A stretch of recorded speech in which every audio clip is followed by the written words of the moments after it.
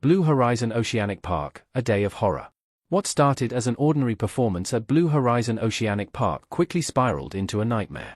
Fans had eagerly paid to witness a dazzling display, only to see it transform into tragedy when Neptune, the park star Orca, turned on his trainer, Ellington. In a shocking moment, Neptune attacked, dragging Meris underwater with such force that families, including many with small children, could only watch in horror as a once magical experience became stained with blood and sorrow. Nestled in San Diego, California, Blue Horizon had long been celebrated as a premier marine attraction. Beyond its famous orca shows, visitors marveled at its state-of-the-art aquariums, interactive dolphin encounters, and vibrant coral reef exhibits. Yet, nothing compared to the draw of Neptune, a massive, 20-foot, 10,000-pound killer whale whose spellbinding routines attracted thousands of spectators each week and underpinned the park's financial success. Behind the scenes, however, trouble was brewing. Trainers had increasingly noted Neptune's erratic behavior, from slamming his tail against the tank walls to outright ignoring commands. Despite these alarming signs, management insisted on keeping the shows running, emphasizing Neptune's critical role in the park's revenue. Ellington, a dedicated 27-year-old marine biologist, had worked relentlessly to become Neptune's primary handler. Growing up along Oregon's rugged coastline, her passion for marine life led her to Blue Horizon, where her skill and commitment quickly earned her the respect of her peers. Confident in her bond with Neptune, she dismissed concerns about his behavior, although a senior trainer had voiced serious worries months earlier, even requesting Neptune's retirement or removal from performances. When management ignored these warnings, that trainer resigned in protest, a decision that would later be seen as a prelude to catastrophe.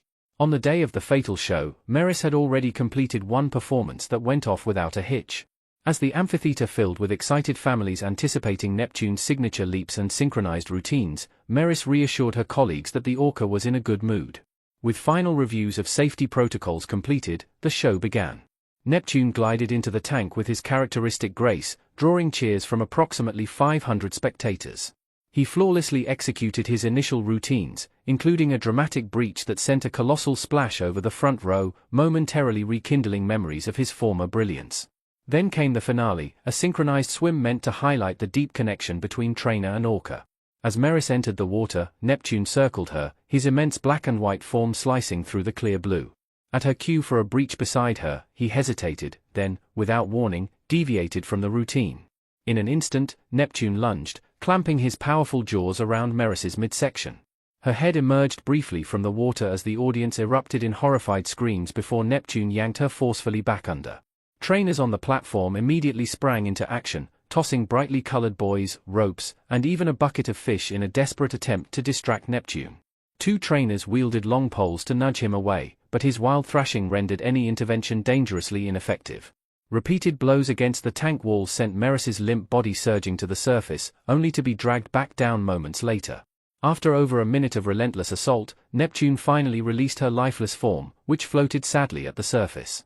Rescue divers plunged into the water and hauled her to the deck, where medics worked frantically to revive her, efforts that proved futile. With catastrophic injuries including multiple fractured ribs, a punctured lung, and severe blunt force trauma, Meris was pronounced dead at the scene. In the chaotic aftermath, guests were swiftly evacuated as emergency personnel secured the area. Within hours, Blue Horizon announced the permanent suspension of all Orca shows. Meris's devastated parents soon filed a wrongful death lawsuit against the park, alleging negligence and citing ignored warnings about Neptune's aggression and the perils of isolating such a powerful animal. Although the case never reached a courtroom, prolonged negotiations led to a substantial, confidential settlement. As part of this agreement, the park also pledged support for marine conservation initiatives and independent research into the mental health of captive orcas.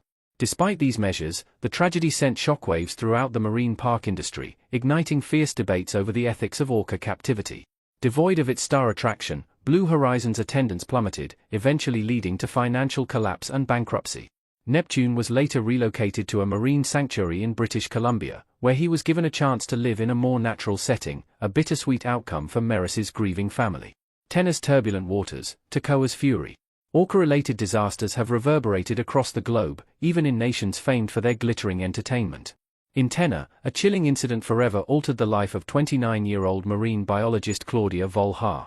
At Loro Park in Puerto de la Cruz, a renowned sanctuary sprawled across 135,000 square meters of lush greenery and vibrant habitats,